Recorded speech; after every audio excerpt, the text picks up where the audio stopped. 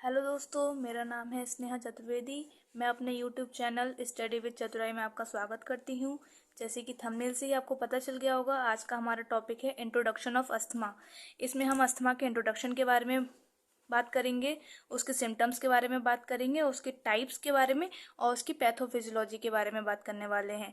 तो चलिए शुरू करते हैं। सबसे पहले हम इंट्रोडक्शन के बारे में बात करते हैं कि अस्थमा होता क्या है। अस्थमा एक a condition in which a person's airway become inflamed, narrow and swell and produce extra mucus which makes it difficult to breathe।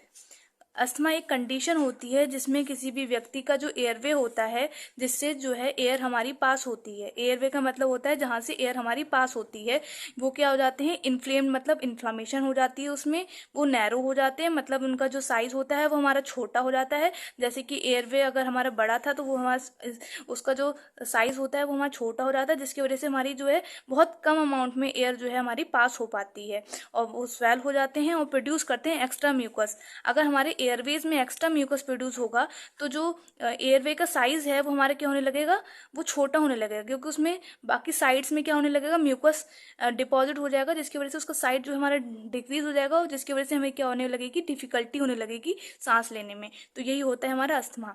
इसको हम अदर वर्ड से भी समझ सकते हैं, जैसे it is characterised by hyper responsiveness. Hyper responsiveness मतलब होता है, हाइपर मतलब हो जाता है क्या, इंक्रीज हो जाती है रिस्पॉन्स किसका, ट्रैक्योब्रोंकियल स्मूथ मसल्स का, किसके प्रति, to a variety of stimuli. जैसे कि स्टिमुलाई होते हैं, डस्ट हो सकते हैं, इन्फेक्शन हो सकते हैं।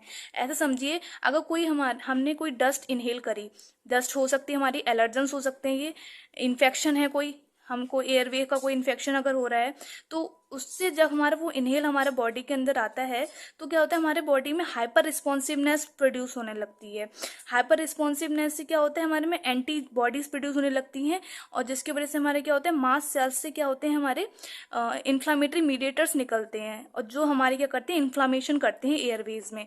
इसको हम अभी पैथोफिजियोलॉजी में बहुत अच्छी तरीके से समझने वाले हैं। आप इस बात इतना समझ लीजिए कि जब हमारे स्टिमुलाई हमारे एयरवे में जब हमारे जाती हैं, कोई भी स्टिमुलाई जैसे कि डस्ट हो गई, इन्फेक्शन, जब हमारे एयरवेज में पहुंचते हैं तो वहां पर हमारी हाइपर रिस्पॉन्सिवनेस होने लगती है, जिसकी वजह से हमें अस्थमा होता है। ठीक है, अब हम बात कर लेते हैं सिम्टम्स के बारे में। सिम्टम्स क्या है इसके, डिस्पनोइया मतलब होता है ब्रीथिंग डिफिकल्टी, सांस लेने में हमें क्या होती है, डिफिकल्टी होती है। वीजिंग मतलब होती है विस्टल साउंड ड्यूरिंग रेस्पिरेशन। रेस्पिरेशन के दौरान हमारे विस्टल टाइप की साउंड आती है, जैसे कि एक सीटी टाइप की हल्की सीटी जो बजती है, उसमें सीटी वाली साउंड आती है, विस्टल साउंड ड्यूरिंग रेस्पिरेशन। ठीक है, अच्छा कफ, ये तो आपको पता ही होगा, कफ तो फिर कॉमन सिम्टम होता है और चेस्ट पेन होता है। ठीक है, इसमें तो समझ में आ गया कि हमारा इंट्रोडक्शन क्या होता है अस्थमा का। अस्थमा में हमारे क्या होता है, हमारी एयरवेज जो होते हैं हमारे क्या नैरो हो जाते हैं, उनमें इन्फ्लामेशन हो जाती है और हमारे एक्स्ट्रा म्यूकस प्रोड्यूस होने की वजह से हमें डिफिकल्टी होती है सांस लेने में। बाकी ये हाइपर रिस्पॉन्सिवनेस होती है हमारी ट्रैक्योब्रोंकियल स्मूथ मसल्स की to a variety of stimuli के प्रति। ठीक है, ये हमारा हो गया। बाकी सिम्टम्स देख लिए हमने, डिफिकल्टी होती है हमें ब्रीथिंग होने में, विस्टल साउंड आती है रेस्पिरेशन के दौरान, चेस्ट पेन होता है और कफ होता है। ठीक है, अब हम बात करते हैं टाइप्स के बारे में। हम मालूम है हमें कि हमें दो टाइप्स के अस्थमा होते हैं, एस्टेंसिंग अस्थमा होता है और इंट्रेंसिंग अस्थमा होता है। एस्टेंसिंग अस्थमा को हम क्या कह सकते हैं, एलर्जिक अस्थमा भी कह सकते हैं। जैसे कि हमें नाम से ही पता चल रहा है एलर्जिक, ये हमारे एलर्जेंस की वजह से होते हैं, ड्यू टू एलर्जेंस। जैसे कि एलर्जेंस कौन क्या हो सकते हैं, हमारी डस्ट हो सकती है, हमारी पॉलन हो सकते हैं, ये सारे क्या हैं, एलर्जेंस होते हैं। अगर हम इनको इनहेल करते हैं एयरवेज में, जब हमारे ये पहुंचते हैं तो हमारी क्या होती है, एलर्जी प्रोड्यूस होने लगती है और जिससे हमें सांस लेने में प्रॉब्लम होने लगती है। इसी को हम कह सकते हैं एलर्जिक अस्थमा बोलते हैं। ठीक है, अब हम बात करते हैं इंट्रिंसिक अस्थमा की। इंट्रिंसिक अस्थमा में क्या होता है, इसे हम नॉन एलर्जिक अस्थमा कहते हैं। इसमें ये किसकी वजह से होता है, स्मोकिंग की वजह से हो सकता है। कुछ लोग धूम्रपान करते हैं, उसकी वजह से उनको अस्थमा की शिकायत होने लगती है। पॉल्यूशन की वजह से हो सकता है, कोई पॉल्यूटेंट्स हमारे अंदर चले जाते हैं, धूल है, जो भी होते हैं पॉल्यूटेंट्स की वजह से। एक्सरसाइज की वजह से हो सकता है, और वायरसेस जैसे कि हमारा कोरोना वायरस हुआ था, इसमें भी हमें सांस लेने में प्रॉब्लम हो रही थी, तो इसकी वजह से भी हमारे क्या होता है, इंट्रिंसिक अस्थमा होते हैं, जिसे हम नॉन एलर्जिक अस्थमा बोलते हैं। ठीक है, तो अस्थमा हमारे दो टाइप के हो गए, एलर्जिक अस्थमा और नॉन एलर्जिक। एलर्जिक में एलर्जेंस की वजह से हो सकते हैं, डस्ट एंड पॉलन, और नॉन एलर्जिक में हमारे क्या होता है, स्मोक की वजह से, pollutants and exercise, virus etcetera. ठीक है, अब हम बात करते हैं इसकी पैथोफिजियोलॉजी के बारे में। इसको बहुत ही इजी वे में पहले आप डायग्राम से समझ लीजिए कैसे इसकी पैथोफिजियोलॉजी होती है।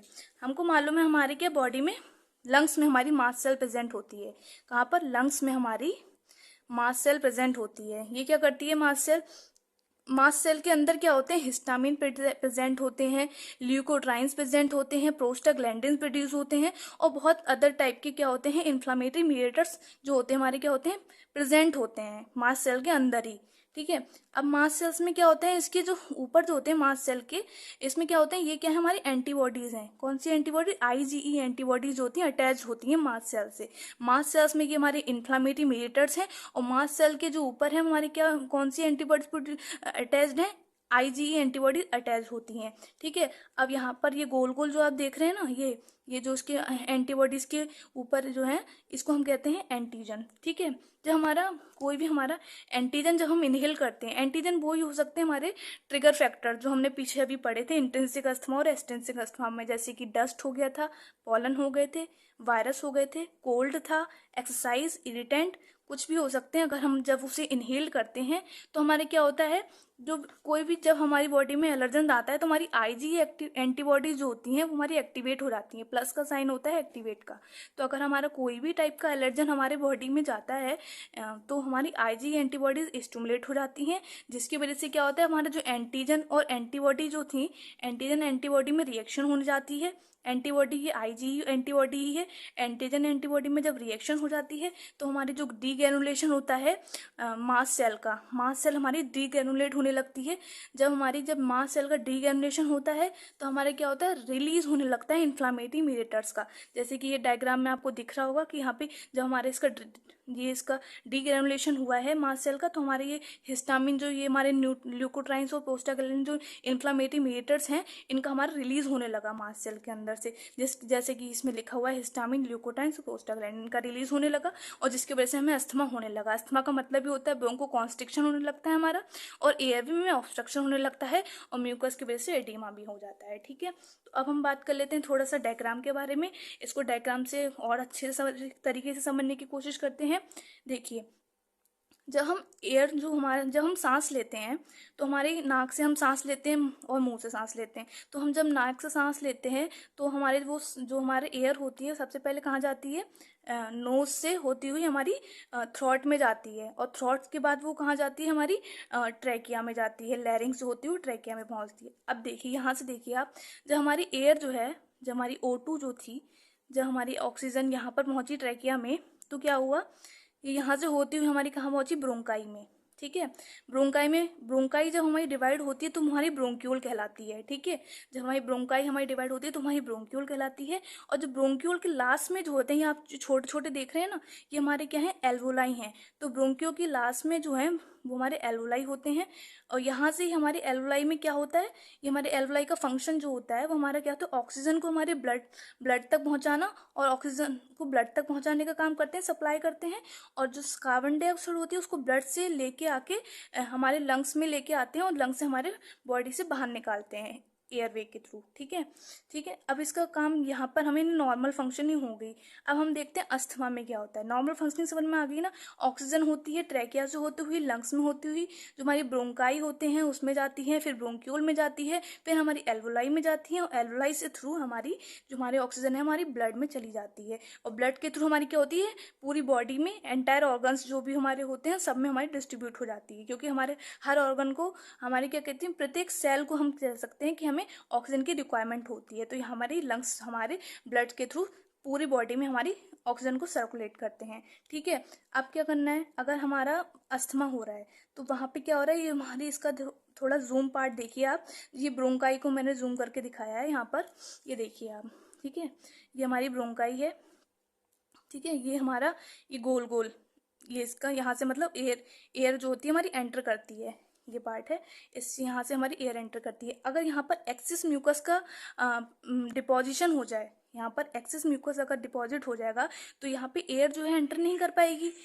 जब हमारी एयर एंटर नहीं कर पाएगी ये ब्रोंकाई के अंदर, ये ब्रोंक्यूल जो है इनके अंदर हमारी जब ऑक्सीजन एंटर नहीं कर पाएगी तो क्या होने लगेगा, हमारी ऑक्सीजन जो है हमारी कहाँ नहीं पहुँच पाएगी, एल्वोलाई में पहुँच ही नहीं पाएगी।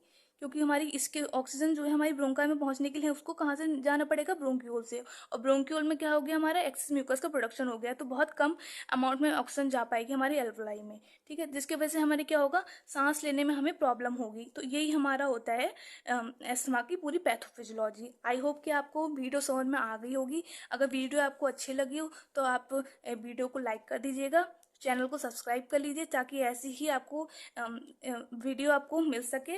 और ये बहुत ही इजी वे में मैंने आपको समझाने की कोशिश की है। अगर कुछ भी आपको इसमें समझ में ना नहीं आए तो आप मुझे कमेंट करके बता सकते हैं, मैं इसको और भी अच्छी तरीके से समझाने की कोशिश करूँगी। Thank you so much.